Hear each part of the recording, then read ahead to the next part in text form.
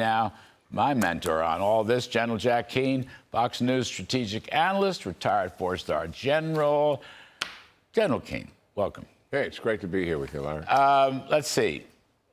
The so-called attack on Qatar, UD'd, if I'm pronouncing it right, on our military base in Qatar. People say the Iranians may have signaled us in advance they were going to do it. It wasn't very many strikes. I don't know what it was. I was hoping you would tell us. What does all this mean?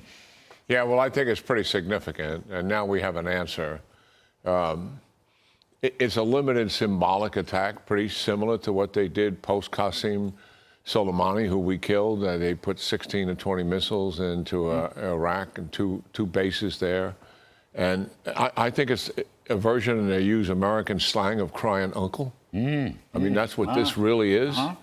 They want this over with the United States. They are going to continue to fight against Israel, but they do not want to take on the United States for all the obvious reasons.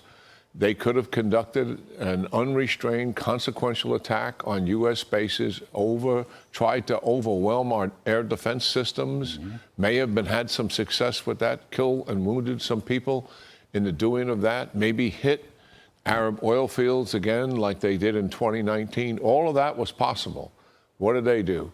A limited symbolic attack. Why? They had to do something because it's a fact that Iran has been significantly humiliated here. The Israelis took down all 70 of their air defense batteries. Over 50-something military sites have been taken down. They hit every single one of their 12-plus nuclear enterprise out there, which was designed with redundancy and resiliency to absorb an attack. That's why he never went to the negotiating table and said, here's my nuclear enterprise, I'm willing to dismantle it and have you come in and inspect that. They always believed they could survive an attack. And that's what they did here.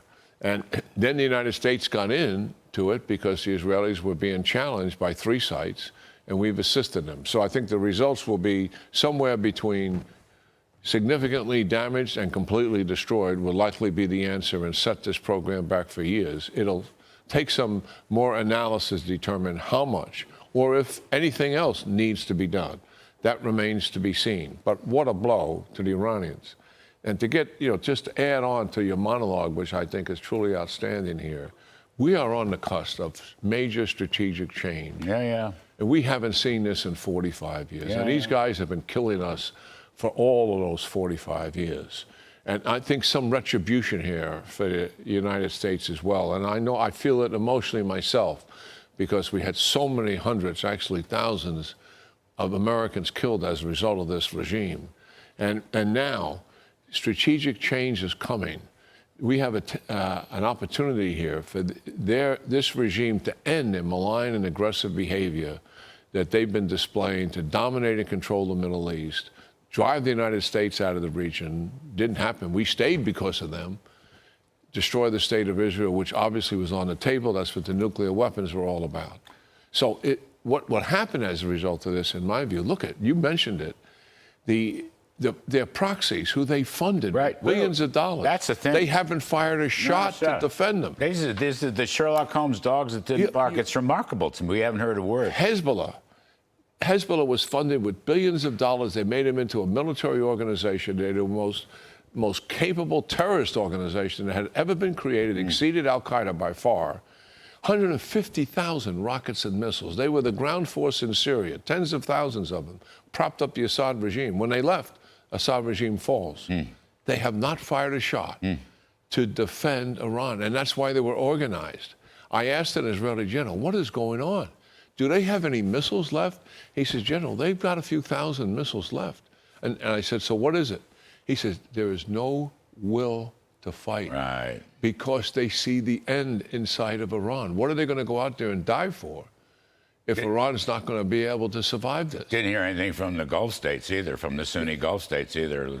Opposing. Not much opposing at all. So only the stupid U.S. Strategic change is coming here. Wait, can they? Yes, okay, I'm with you. I'm hopeful. Can total historical change occur as long as the mullahs and the theocrats and the Islamic Revolutionary Guard are still in power. I don't see how that's possible. They are so diabolic, theocracy committed to the destruction of Israel and to domination of the region and using brutality and barbarism to achieve all of that. I think that's in their DNA, so to speak, and there'll have to be some kind of change to take that place. I'm not certain the first change that will come from the people. I think it may come from people who also have guns, you know, who can, who have maybe military leaders. Regular army? Some people say military leaders army. who want to push these guys aside and hopefully not as a repressive regime, because they want to be able to get economic assistance to grow their country a little bit. But at some point, I do think the people will have a vote here. This is far-fetched, General Keane, sir. But, you know, I go back, I worked for Reagan when I was a kid, and I watched the Lech Walesa solidarity movement. It was a labor market movement that began to overthrow Soviet communism. And Reagan gave him all the help we could possibly give him, you know? Some of it was extra legislative help. And it wound up working, had a big influence. And eventually Soviet communism came down and the walls came down and so forth and so on. I'm kind of looking for a Lech Walesa here, or I'm looking for a popular movement here in Iran. For all the reasons you said, I mean, it's just as long as these Revolutionary Guard thugs and their paramilitaries and their secret police and Lord knows what, as long as they're around, I don't think that Iran can become whole again, you know, and there is a potential for greatness in Iran. I think you would agree. They always have been. As long as this layer is gone. You know, they're very pro-West. They're an educated country. This is not a country like Libya. This is a very educated country, and certainly 80% in all the polling, they want these guys gone. Yes. So there is opportunity, not only internal to Iran, but their behavior is going to change as a result of it. I think it'll take a little time, but we have a pathway here to the rest of the Arab states normalizing relationships with Israel, something that we need to get on with. That'll be a major paradigm change. And particularly if we take Iran off the board from their malign and aggressive behavior, that'll be significant and worth everything that has been done here. Yes, sir. And give the Israelis a huge amount of credit for what they've been doing. Yes. And give the President of the United States the credit for the boldness here and pushing aside the shallow, lazy thinking that this is somehow going to contribute to an expanded regional war or something like occupation and invasion of Iraq and Afghanistan. That has never been It's the end of appeasement. And I hope I think it's the end of our decline, too, but it's the end of appeasement. Global leadership returned. Yeah. United States of America. Can I, before we lose you, you're so kind. I know you've been helping the network out all day long. It's a bit of housekeeping, but it's a question that's been popping up. Did Iran, or was Iran able to cart or truck out some of their reserves of enriched uranium before we hit them? Do we know about that yet? There seems to be some evidence to suggest that. I haven't asked that of our government sources. I try to stay away from them. I do talk to Israelis. And on Wednesday, 16 trucks or so came out of Fordow.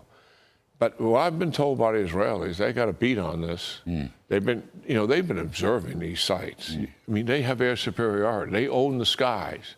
So whatever moved, they know it moved. And I'm assuming they know where it went. And if it needs to be attacked, they'll attack it. What they're focusing on right now is they're finishing up their ballistic missiles. And you can see they've hardly fired that much at them, and hardly anything is penetrating now. So that stock is running out. They are interesting. To go back to your point, last 24, 48 hours, they've been focusing on security forces and police that repress the people. Yeah. They have been killing them. To knock them off, right? Yeah, for all the obvious reasons, to remove that weaponization that has been so dominating the control of this population. No. I wish them luck on that. It's like we have Churchill 1 and Churchill 2 operating right now. It's pretty rare in history. It's a fabulous story. It really is. It's people look back at this and say, wow, what a remarkable historic moment.